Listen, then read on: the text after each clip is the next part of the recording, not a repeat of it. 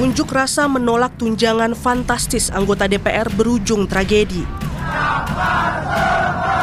Kematian Afan Kurniawan seharusnya bukan jawaban bagaimana menjawab suara dan tuntutan rakyat. Sehari pasca pemakaman almarhum Afan, Ketua DPR Puan Maharani mengunjungi rumah duka di Jalan Blora, Jakarta Pusat. Puan kembali minta maaf atas kinerja DPR dan berjanji akan lebih baik mendengar aspirasi rakyat. Atas nama anggota DPR dan pimpinan DPR, sekali lagi saya meminta maaf jika kami sebagai wakil rakyat belum bisa bekerja dengan baik secara sempurna. Kami akan mengevaluasi, kami akan berbenah diri, kami akan mendengar aspirasi rakyat dengan lebih sehat, lebih baik. Wakil Presiden ke-10 dan ke-12 Republik Indonesia Yusuf Kala mengingatkan para anggota Dewan seharusnya dapat menahan diri agar tak melukai rakyat. Dan tentunya bagi para pejabat, para anggota DPR untuk menahan diri menjadi pelajaran yang besar.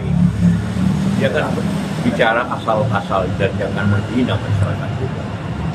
Ini semua yang menjadi penyebab daripada masalah. Direktur Eksekutif Trias Politika Strategi Agung Baskoro menilai DPR pun harus berani transparan menjawab pertanyaan masyarakat agar tak lagi jatuh korban. Sederhana ini kalau mau diredam, ya dibuka itu nota anggaran, dibatalkan, ya disesuaikan supaya apa? Supaya legitimasi politik anggota dewan, wakil rakyat ini kembali pulih. Karena kalau ini dibiarkan tanpa ada gebrakan, terobosan yang spektakuler untuk mengatasi ini akan terus berlanjut. Jadi jangan main-main dengan aspirasi masyarakat. Ya sekecil apapun tuntutan mereka jangan disepelekan, jangan tunggu ada korban lagi lah. Para anggota dewan dipilih rakyat untuk mewakili suara mereka di Senayan. Perannya dinanti untuk jadi jawaban aspirasi, bukan melukai rakyat yang mendamba kesejahteraan dan keadilan. Tim Liputan Kompas TV. Kita akan bahas terkait dengan langkah DPR untuk merespons unjuk rasa dan aspirasi masyarakat yang bergulir sepekan belakangan bersama anggota Komisi 6 DPR sekaligus Sekjen Partai Golkar Muhammad Sarmuji. Hadir juga di studio Kompas TV Direktur Eksekutif Parameter Politik Indonesia Adi Praitno. Selamat malam Mas Adi, selamat malam Pak Sarmuji. Malam Friska, Bang Sarmuji. Malam Pak Sarmuji, sampai hari ini pengunjuk rasa bilang ingin segera DPR menjawab tuntutan yang disuarakan. Kapan bisa menemui para pengunjuk rasa? Sudah adakah kemungkinan untuk itu Pak Sarmuji? Ya memang agak dilematis ya. Pertama, unjuk rasa kali ini itu mohon maaf, perwakilannya itu sulit kita temukan. Jadi leadernya itu sulit untuk kita identifikasi. Biasanya kalau ada unjuk rasa itu ada leadernya dan karena itu ada perwakilan yang menyampaikan kepada DPR. Kedua, memang situasi ini bukan hasil dari pemetaan atau analisis anggota DPR, tetapi dari institusi-institusi yang otoritatif itu memang meminta rekomendasinya beginilah. Kira-kira akhirnya muncul rekomendasi supaya WFH saja, kalau bisa WFH saja. Tapi memang itu terkonfirmasi fakta di lapangan ketika aparat kepolisian pun tidak mampu mengendalikan unjuk rasa kali ini. Itu yang menjadi poin sebenarnya kenapa kok hingga saat ini belum bisa ditemui. Tetapi andaikan situasinya memungkinkan, kemungkinan bisa ditemui oleh pimpinan DPR. Kalau pimpinan DPR tadi sudah takziah, sudah melayat ke rumah korban, ada almarhum Afan. itu kan tadi sudah menyampaikan bahwa membuka diri untuk evaluasi, membuka diri untuk berbenah diri. Tadi Pak Sarmuji juga bilang kalau suasananya membaik akan menemui pengunjuk rasa. Tapi sebaliknya pengunjuk rasa juga dalam beberapa hari ini ingin menemui DPR. Nah, dengan kondisi ini, dengan perkembangan eskalasi, apakah mungkin misalnya di Senin atau Selasa atau segera ada dialog itu terjadi? Saya pikir memungkinkan ya. Nanti dilihat skenario pengamanannya seperti apa. Tetapi komitmen kita sudah jelas, sudah mulai lebih terbuka. Kami kemarin pun kami sudah menyampaikan untuk fraksi Partai Golkar di salah satu stasiun TV juga kemarin pagi. Untuk fraksi Partai Golkar siap untuk dievaluasi dan direvisi tentang fasilitas-fasilitasnya. Kalau dinilai berlebihan, ya direvisi saja, bahkan kalau perlu dicabut saja. Kalau memang dinilai berlebihan. Itu salah satu, dan itu beberapa fraksi saya lihat, saya baca beritanya sudah mulai mengikuti. Kalau ini menjadi kesepahaman kita semua, mungkin transparansi itu akan lebih akan memungkinkan terjadi. Ya, artinya kalau fraksi Golkar salah satu poin yang dituju adalah soal tunjangan siap untuk direvisi, siap untuk ditinjau ulang, begitu ya Pak Sarmuji ya? Iya, dan andekan pun misalkan dari hasil evaluasi, hasil review itu ada yang harus kembalikan, fraksi Partai Golkar saya pikir tidak keberatan. Baik, kita akan lihat juga bagaimana situasi terkini saat ini unjuk rasa di depan Makobrimob di Kuitang, Jakarta Pusat. Kita lihat sama-sama perkembangannya. Unjuk rasa sudah berlangsung lewat dari pukul 18, saat ini bahkan sudah memasuki pukul 18 lewat 58 menit waktu Indonesia Barat. Lampu jalan dimatikan saat ini untuk menghindari hal-hal yang tidak diinginkan. Dan juga kita sama-sama berharap bahwa akhir dari unjuk rasa di hari ini bisa lebih baik dari hari-hari sebelumnya. Ya, saya ke Mas Adi. Mas Adi, dengan situasi seperti ini apa yang harus dilakukan? Apakah memang dialog itulah yang ditunggu, salah satu jalannya untuk mencairkan situasi? Ya, bagi saya tidak ada opsi lain selain memang mendengarkan aspirasi yang disampaikan oleh para demonstran. Jadi satu persatu setiap tuntutan yang diminta, yang disampaikan, misalnya soal bagaimana revisi terkait dengan undang-undang perampasan aset, itu kan juga harus jawab. Ya. Kan itu kan salah satu tuntutan yang mereka sampaikan. Ya, RUU perampasan aset yang tidak pernah dibahas sampai sekarang. Yang tidak pernah dibahas, itu kan juga menjadi pertanyaan yang cukup serius kan sejak lama. Yang kedua tentu terkait dengan tunjangan-tunjangan yang dinilai cukup melukai perasaan rakyat secara umum. Karena di tengah masyarakat yang sulit mencari pekerjaan, PHK terjadi kanan dan kiri. Tapi kemudian muncul informasi tunjangan yang ada di politisi Senayan itu kan berlipat ganda dan naik secara signifikan.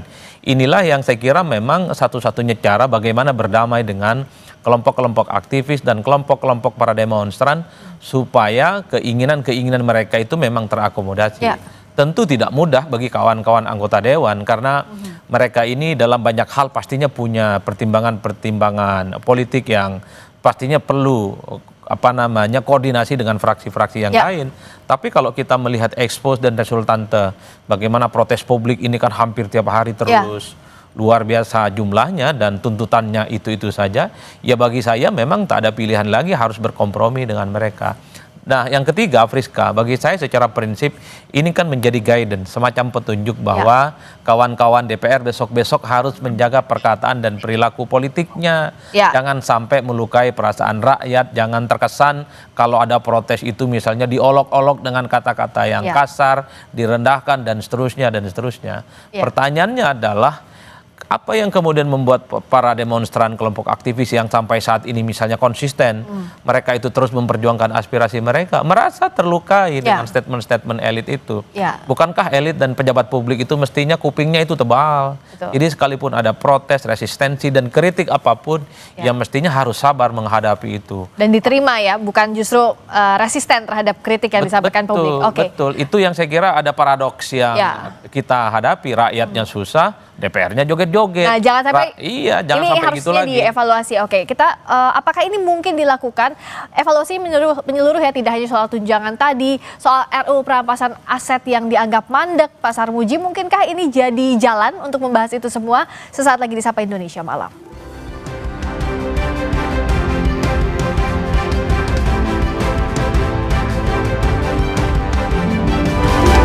Direktur Eksekutif Parameter Politik Adi Praitno dan anggota Komisi 6 yang juga Sekjen Partai Golkar M. Sarmuji. Pak Sarmuji, apakah ini bisa jadi pintu masuk untuk evaluasi tidak hanya soal tunjangan tapi juga soal RUU perampasan aset yang mandek yang ikut dalam tuntutan beberapa hari ini?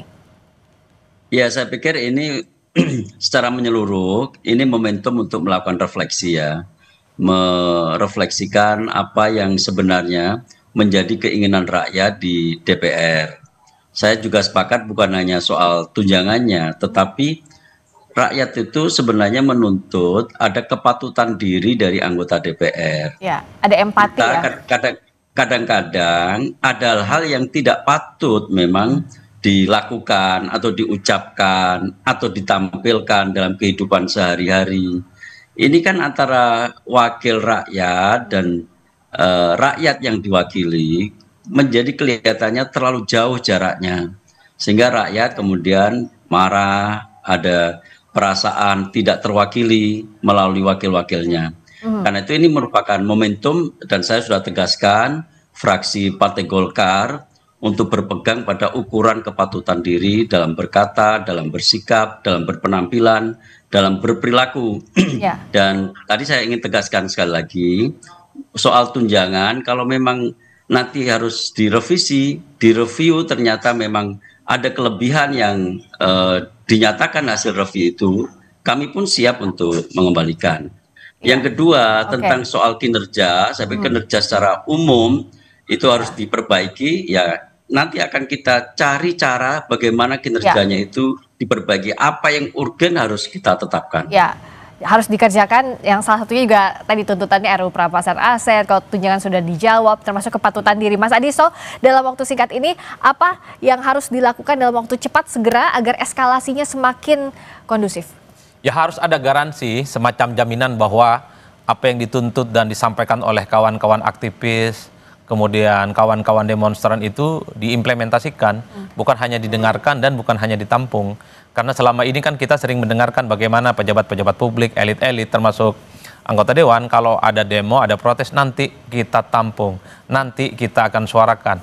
Saat ini publik itu ingin tahu kapan ini digaransi bahwa ini menjadi sebuah kebijakan, bukan hanya sebatas omongan-omongan yang tidak bisa diukur dan tidak bisa diwujudkan. Karena ini adalah anti klimak bagi saya ketika begitu banyak aspirasi dari rakyat selama ini, begitu banyak kebijakan-kebijakan yang dinilai tidak pro rakyat, katanya mau disampaikan, katanya mau diserap aspirasinya. Tapi kalau tidak berupa kebijakan saya kira jangan salahkan kalau di kemudian hari akan begitu banyak protes-protes yang serupa. Jadi bagi saya kuncinya sederhana, wujudkan aja keinginan kawan-kawan para aktivis dan kelompok demonstran. Wujudkan, jangan cuma normatif aja, diterima, saya kira dirangkul memang saja. di situ sederhananya. Kalau ini ingin kita jawab singkat, tapi sekali lagi seringkali kan kawan-kawan DPR ini kan punya argumen masing-masing, yang saya kira memang dalam banyak hal argumen mereka dalam banyak hal selalu bertabrakan dan berbeda dengan kelompok masyarakat secara umum. Evaluasinya harus segera yang jelas bagi saya demo itu adalah efek karena kondisi saat ini bagi mereka sedang tidak oke-oke saja. Nah, harus segera ditangani agar situasi kembali baik. Terima kasih Mas Adi, terima kasih juga Pak Sarmuji. Realnya, langkah nyatanya ditunggu oleh masyarakat. Berikutnya saudara, kita